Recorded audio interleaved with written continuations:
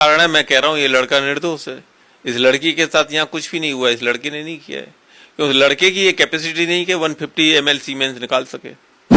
जो आदमी 2 बार red light area में होके आ चुका, उसे क्या जरूरत थी कि एक डॉक्टर के कमरे में घुसे जाकर के। फिर मुझे एक भी नेचुरल पर्सन बता दो, किसी भी डॉक्टर से पूछो, कोई आदमी सेक्सुअल इंटरकोर्स करने के कितनी देर बाद दोबारा इंटरकोर्स सेक्स करने के लिए उसे तो जांघों का भी सहारा चाहिए होता है भाई साहब।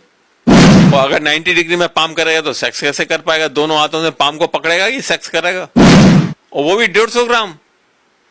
मजाक है? जो 400 एलिगेशन लगा दो, 2 मिनट में उधड़ के धर दूंगा सारे एलिगेशन इनके। तो मजे की बात, लड़की चीखी भी नहीं, चिल्लाई भी नहीं। बहुत सही कर रहे हो। लड़की क्यों चिल्लाती? वो तो खुद सारे कपड़े खुद उतार के लेट गई आराम से। आओ करो जो करता हूं, मैं नहीं चिल्लाऊंगी। कौन आदमी आपके 90 डिग्री में पामों को बढ़ा करके सेक्स करेगा? नहीं तो मुझे एक बात का जवाब दे, जो सैकड़ों लड़कियां वहां पे अवेलेबल है मात्र 100 रुपए में, 200 रुपए में, तो वो क्यों यहाँ इतना हत्याकांड करके जाएगा इस चीज के सेक्स करने के लिए? कोई भी डॉक्टर ये प्रूव कर दे कि नशा करने के बाद में कोई भी आदमी पूरी ताकत से सेक्सुअल इंटरकोर्स कर सकता है रिपीटेडली, कई बार। नमस्कार दोस्तों, आज हमारे साथ हैं सुप्रीम कोर्ट के वरिष्ठ क्रिमिनल लॉयर मनोहर लाल शर्मा जी, और आज हम इनके साथ चर्चा करेंगे कोलकाता में हुए जघन्य रेप कांड से रिलेटेड। तो शर्मा जी, आप मुझे ये बताएं कि आज एक महत्वपूर्ण एंगल निकल कर आया है रेप कांड से, जिसमें यह पाया गया है कि पोस्टमार्टम में 150 ml लिक्विड स्टेट में फॉर्मेशन पाया गया है, जो कि एक सीमेन भी हो सकता है और ओवम भी।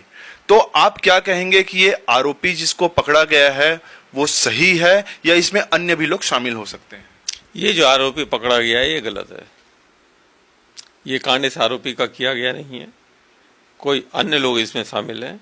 और ये आरोपी जो है, ये सुनने के बाद में कि इस लड़की के साथ ये कांड हुआ है, तुम शराब में थे, तुमने किया है, ये गिल्टी फील कर रहा है और इसलिए कह रहा है मुझे फांसी पे चढ़ा दो। क्योंकि अगर इसने किया होता तो यहाँ रुकता ही क्यों? ये तो भाग चुका होता कब का। ये इसलिए थोड़ी बैठा था कि आओ मुझे गिरफ्तार करो, मेरा इंटरव्यू छापो। ये आरोपी नहीं है, आरोपी कुछ और लोग हैं। ये एक प्लान्ड गेम है जो कि ममता बनर्जी को बदनाम करने के लिए कलकत्ता में बनाया गया है। और आप हिस्ट्री देखिए, मैं नहीं कहता, पूरी हिस्ट्री कहती है, पिछले 100 साल में इस तरह का जघन्य रेप कांड आज तक कलकत्ता में तो नहीं हुआ, जो मेरी जानकारी है। फिर आज की तारीख में ऐसा क्यों हुआ? इसके पीछे एक कारण मुझे ये भी नजर आ रहा है, बीजेपी थक गई ममता बनर्जी को हराते हराते, नहीं हरा पाई। सारे कांड कर लिए, नहीं हरा पाई। और बीजेपी एक ही चीज जानती है, लेडीज इशू एक ऐसा सेंसिटिव इशू है, हर आदमी साथ में खड़ा हो जाता है, कोई विरोध करने को तैयार नहीं होता। जैसे दिल्ली केस में हुआ था, दिल्ली में लेडी केस को, लेडी रेप को, गैंग रेप को हल्ला मचा मचा के इतना तीव्र बना दिया था, सच्चाई जमीन में छुप चुकी थी। 5 लोगों को फांसी चढ़ा दिया गया और इनकी सत्ता आ गई। और यही गेम दोबारा कलकत्ता में खेला जा रहा है। आप इस पर एक पॉलिटिकल एंगल लेना चाह रहे हैं जो कि टीएमसी और भाजपा से जुड़ी हुई है, और पूरे देश में ये ट्रेंडिंग है कि निर्भया 2.0। तो आप इसे लॉ एंड ऑर्डर की विफलता मानते हैं, या आप ये मानते हैं कि एक पूरी पॉलिटिकल साजिश है? ये एक पॉलिटिकल षड्यंत्र है जो ममता बनर्जी को ध्वस्त करने के लिए, बर्बाद करने के लिए तैयार किया गया है। सर, आप कह रहे हैं कि पॉलिटिकल षड्यंत्र है, लेकिन जो आरोपी है वो खुद स्वीकार कर रहे हैं कि मैं गिल्टी हूं, मैं ही आरोपी हूं। वो यही इस बात का प्रमाण है, और यही एक वजह है कि मैं आज इंटरव्यू देने बैठा हूं और ये कह रहा हूं कि ये लड़का निर्दोष है। सर, लेकिन 150 ml स्पर्म सीमेन पाना वहां पर, तो ये तो बहुत बड़ी मेडिकल अनप्रूवन है कि एक इंसान, एक मैन 150 ml सीमेन निकाल ही नहीं सकता। यह एक दूसरा कारण है, मैं कह रहा हूं ये लड़का निर्दोष है। इस लड़की के साथ यहाँ कुछ भी नहीं हुआ, इस लड़के ने नहीं किया है, क्योंकि लड़के की ये कैपेसिटी नहीं कि 150 ml सीमेन निकाल सके। तो सर, जब ये 150 ml सीमेंट नहीं निकाल सकता, तो आपको क्या लगता है कि पुलिस जो आरोपियों को, जो असली आरोपी हैं, असली साजिश करता है, उनको छुपाने की कोशिश कर रही है? कोशिश नहीं कर रही है, छुपा चुकी है। इस कांड को प्लान गेम के हिसाब से, पॉलिटिकल नियंत्रण के हिसाब से, पॉलिटिकल सपोर्ट के हिसाब से तैयार किया गया है कलकत्ता में ममता बनर्जी को बदनाम करने के लिए। सर, आपका 4 दशकों का क्रिमिनल और नहीं, और सबसे बड़ी बात, अभी 3-4 दिन भी नहीं हुए। कितने दिन हुए इस कांड को? सर, 9 तारीख की घटना है। आज कितनी तारीख है? आज 14 अगस्त। 14, 9 और 5, 14, 5 दिन के अंदर अंदर ये मैटर जो है सीबीआई को हैंडओवर हो गया।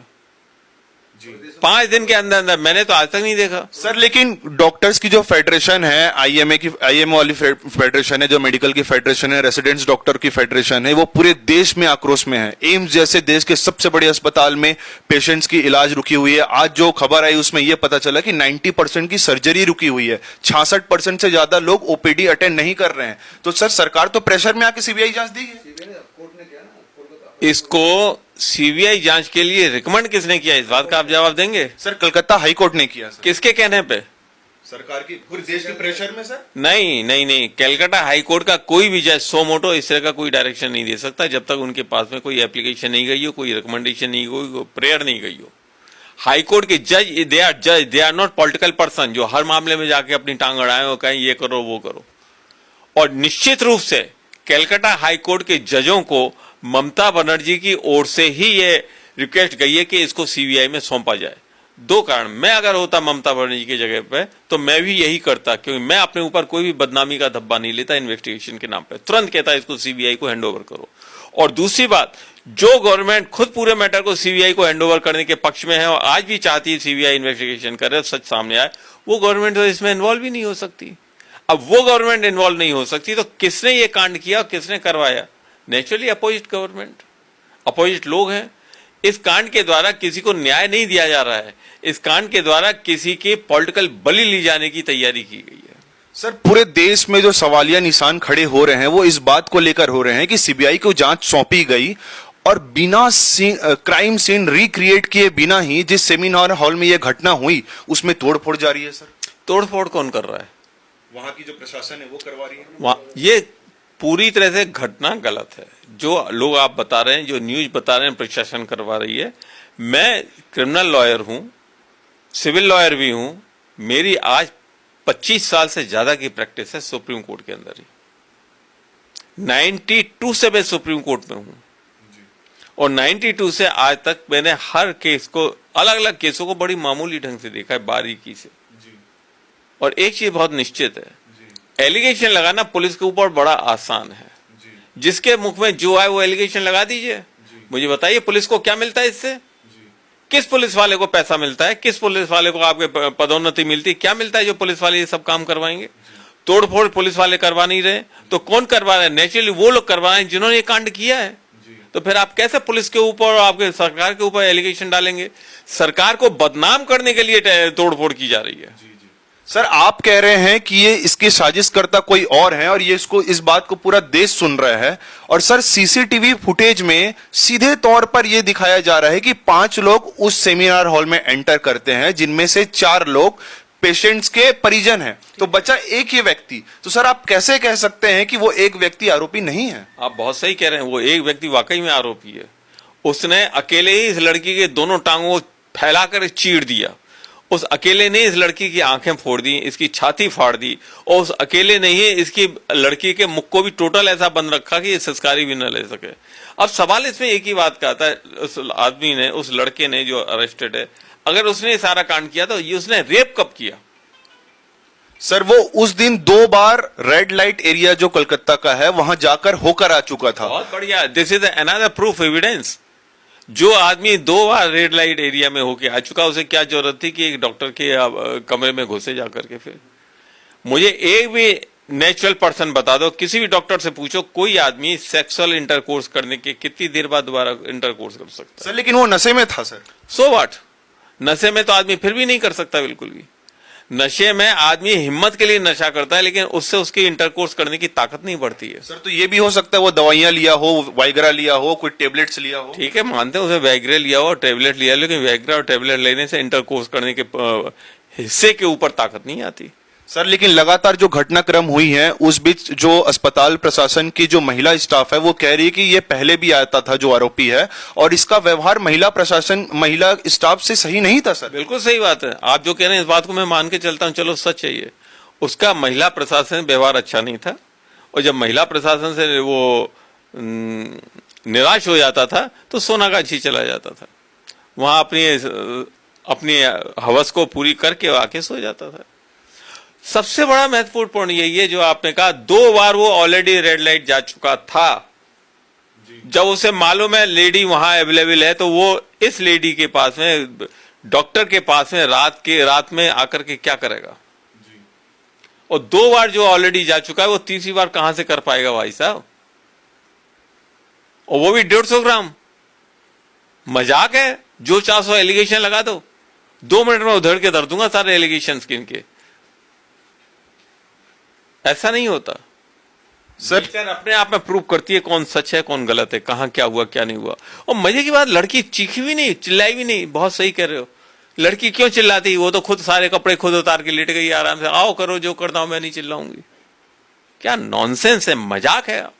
सर, लड़की का पैर जो है वो टूटा हुआ बताया जा रहा है, आंखों से खून निकलता हुआ बताया जा रहा है, मुंह से खून निकल रहा था। 90 डिग्री में जो पैर है वो इंक्लाइन थी और टूटी हुई थी। बिल्कुल। कौन आदमी आपके 90 डिग्री में पांवों को बढ़ा करके सेक्स करेगा? मुझे बता दो।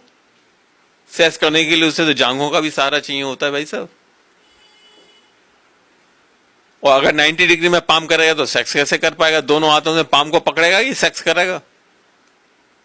सर, लेकिन ये भी कहा जा रहा है कि हर डिपार्टमेंट में अपनी एक लॉबी होती थी और जो आरोपी है ये पुलिस का ही सिविल वॉलंटियर था, तो पुलिस अपने ही लोगों को क्यों फंसाएगी? सर, पुलिस नहीं फंसा रही है, पुलिस अपने आप को नहीं फंसा रही। ये लड़का खुद अपने आप को गिल्टी महसूस कर रहा है कि शायद मैंने किया, मुझे फांसी चढ़ा दो। अगर इसने किया होता तो भाग जाता, वहां रुकता नहीं 1 मिनट भी। सर, हर आदमी अपने जान को क्यों कुर्बान करेगा? सर, कोई अपना फांसी क्यों लगवाना चाहेगा? क्योंकि उसने नहीं किया है। बहुत साफ, मेरे सवाल का जवाब आपने दे दिया। वो नहीं किया है इसने, वो इनोसेंट है, उसने कुछ नहीं किया है। ये वो कह रहा है, सब कह रहे हैं मैंने किया है तो मुझे फांसी चढ़ा दो। इतना गंदा काम मैंने किया है, मुझे फांसी चढ़ा दो, मार दो मेरे को। क्वाइट इम्पॉसिबल इसने किया है। अगर इसने किया होता तो भाग चुका होता, ये यहां नहीं होता। इतना इसको भी अकल है कि लड़की के टांग अगर मैंने तोड़ दिए, सब कुछ किया, ऊपर पड़ी है तो नीचे आके कमरे में सोता नहीं। नशे में भी आदमी को इतना तो होश रहता है क्या हो रहा है क्या नहीं हो रहा है। और नशे के बाद सेक्स नहीं कर सकता, और सेक्स किया है, नशा वहीं उतर चुका होगा इसका। सर, पुलिस जो स्टेटमेंट दे रही है उसमें यह कहा जा रहा है कि घटनाक्रम के बाद जो आरोपी है वो बैरक में जाकर सो गया। ठीक है, और पुलिस ने उसे वहीं से पकड़ा। तो बैरक में ही तो सोएगा आदमी। अब जहां बैरक में रहता है वहीं तो सोएगा, आपके घर में आके थोड़ी सोएगा, पुलिस के पास थोड़ी आएगा वो। घटनाक्रम के बाद गया, घटनाक्रम से पहले गया, इस बात का क्या प्रूफ है पुलिस के पास में? इस बात का क्या प्रूफ है कि ये घटनाक्रम इसी ने किया है? इस बात का क्या प्रूफ है कि ये घटनाक्रम के टाइम पे वहां पे था? सर, आप इतने स्पॉट पे था, उस स्पॉट पे था, इस बात का क्या प्रूफ है? कोई एविडेंस नहीं, खाली ये आदमी कह रहा है मैंने किया है, मुझे फांसी चढ़ा दो। It's a guilty conscious. जब आदमी को लगता है मैंने नशे में किया है तो मेरे को फांसी चढ़ा दो, इम्पॉसिबल। इस आदमी का किया हुआ नहीं है। सर, आप इतने वरिष्ठ लॉयर हैं और आप कह रहे हैं कि ये इस आदमी का नहीं किया गया है, तो जो लोग हैं वो असली कौन है? सर, कौन छुपे हुए लोग? ये तो पुलिस ढूंढेगी, ये मैं कैसे बता सकता हूँ। सर, अभी गवर्नमेंट ने सीबीआई को जांच दे दिया है। सर, सीबीआई को जांच दे दी है। सीबीआई कोई भगवान तो है नहीं जो 4 लोगों को निकाल के ले आएगी। वो भी 4 लोगों को इसी तरह फ्रेम करके किस्से को खत्म करेगी। और ये किस्सा आज खत्म नहीं होता, अभी तो इसमें बहुत बवाल चलेगा। सोनागाछी इलाके से लेके दिल्ली तक, कलकत्ता से लेके हावड़ा तक, सब जगह अभी तो हल्ले मचेंगे। अभी तो इसके ऊपर बड़े बड़े पॉलिटिकल लीडरों के वो चलेंगे, निकलेंगे। क्या कहते हैं आप लोग? बयान नहीं, रैलियां निकलेंगी अभी तो। नहीं तो मुझे एक बात का जवाब दे, जब सैकड़ों लड़कियां वहां पे अवेलेबल है, मात्र 100 रुपए में, 200 रुपए में, तो वो क्यों यहाँ इतना हत्याकांड करके जाएगा इस चीज के सेक्स करने के लिए? इसका जवाब अगर कोई दे दे, मैं मान जाऊंगा कि इस लड़की का रेप आपके इसी व्यक्ति ने किया जो इस समय जेल के अंदर है। Sir, it is medically proven कि 150 ml of semen can not be produce by single man. Sir, और यहाँ पर पूरे आपकी बात जो रेसिडेंट डॉक्टर इंडिया के हैं वो सुन रहे हैं, जो मेडिकल एसोसिएशन है वो सुन रही है, तो आप उन्हें क्या मैसेज देना चाहेंगे कि इसे जो पॉलिटिकल एंगल है ना लाया जाए, और जो दोषियां हैं, जो असली दोषी हैं, उनको कड़ी से कड़ी सजा कैसे दिला सकते हैं? सर, वो उन सबको मेरा कहना यही है, इनको बेवकूफ बनाने के लिए एक मुर्गा इन्होंने सामने ला दिया है। सेंट्रल गवर्नमेंट ने एक मुर्गा सामने रख दिया है, और इस मुर्गे के तहत जो रियल गेम है, पॉलिटिकल गेम है, रियल जो गेम है, वो सब गायब हो जाएगा। कोई भी डॉक्टर ये प्रूव कर दे कि नशा करने के बाद में कोई भी आदमी पूरी ताकत से सेक्सुअल इंटरकोर्स कर सकता है रिपीटेडली कई बार, कोई नहीं प्रूव कर सकता। डॉक्टर ये कह सकता है सेक्स करने के बाद उसके अंदर सेक्स करने की इच्छा बढ़ जाती है, लेकिन जो शारीरिक अंग है, पुरुष अंग है, उसके अंदर ताकत नहीं बढ़ती है। पुरुष अंग के अंदर तो ताकतवर उसके मन के अंदर की कई शक्तियों से जुड़ने के बाद बढ़ती है। वो वहीं खत्म हो जाता है जहां उसके अंदर कोई भी विकार आता है। बहुत बहुत धन्यवाद। तो दोस्तों, आपने अभी सुना है देश के वरिष्ठ क्रिमिनल लॉयर जो कि सुप्रीम कोर्ट में हैं, श्री मनोहर लाल शर्मा जी को। और दोस्तों, आप भी ये फैक्ट को देख पा रहे हैं और पूरा देश हमको सुन रहे हैं कि 150 ml सीमेन एक आदमी बिल्कुल प्रोड्यूस नहीं कर सकता। तो इसके पीछे जो असली आरोपी हैं, जितने लोग शामिल हैं, क्या गवर्नमेंट उनको कड़ी से कड़ी सजा देगी या नहीं? एक महत्वपूर्ण पॉइंट में और बताना भूल गया। सीमेन से ये प्रूव हो जाता है कि ये किसका है जी। और इस कांड को 5 दिन तो हो ही गए। जी। जिसने अपने आप को हैंडओवर किया है वो भी 5 दिन से है। जी। तो क्या डॉक्टरों ने, साइंटिस्टों ने अभी तक इस सीमेन के द्वारा ये प्रूव किया कि ये इसी का है? जी। जवाब है नो, क्योंकि इसका है ही नहीं। अगर इसका नहीं है तो फिर ये आरोपी कैसे है? ये पूरा कांड जो है ना सेट किया गया है। सर, लेकिन ये तो पूरी फॉरेंसिक जांच की तथ्य है कि आगे जो फॉरेंसिक जांच होगा उसमें ये रिपोर्ट पाया जाएगा ना। कौन बनाएगा रिपोर्ट? अब अस्पताल प्रशासन बनाएगी। कौन बनाएगा? किस हिसाब से बनाएगा? जो डायरेक्शन होंगे अब सीबीआई के, जो डायरेक्शन होंगे सीबीआई के, उस हिसाब से बनाया जाएगा। आपको मालूम है दिल्ली गैंग के मैटर में आउट ऑफ इंडिया से जो रिपोर्ट आई थी उसमें साफ दिया हुआ था कि लड़की के साथ में कोई रेप नहीं हुआ है। लड़की के साथ कोई रेप नहीं हुआ है। उसका सीमेंस वाला पार्ट जो है उसको कोई भी खरोंच तक नहीं आई, वो सही सलामत है। ये रिपोर्ट वहां से इसलिए आई क्योंकि वो एक आउट ऑफ इंडिया के डॉक्टर ने तैयार किया था। इंडियन डॉक्टर ने किया होता तो उसमें सब भरा होता, ये है, वो है, फलाना। इसमें क्या रिपोर्ट बनाई जाएगी, आएगी नहीं, बनाई जाएगी जी। वो मैं बता देता हूं। बताइए। ये रिपोर्ट बनाई जाएगी, ये इसी का ही सीमेंस है सारा के सारा। 5 दिन बाद टेस्ट करके बताएंगे। तो आपकी नजर में किसी को स्केपगोट बनाया जा रहा है, बलि का बकरा बनाया जा रहा है? बलि का बकरा तो बना दिया इस बच्चे को। अंधे को भी दिखाई देगा, जो मेरी नजर देखेगा साहब, उसे अंधे को भी दिखाई देगा। इसको बलि का बकरा इस तरह से बनाया गया। ये खुद ही कह रहा है हाँ मैंने किया है।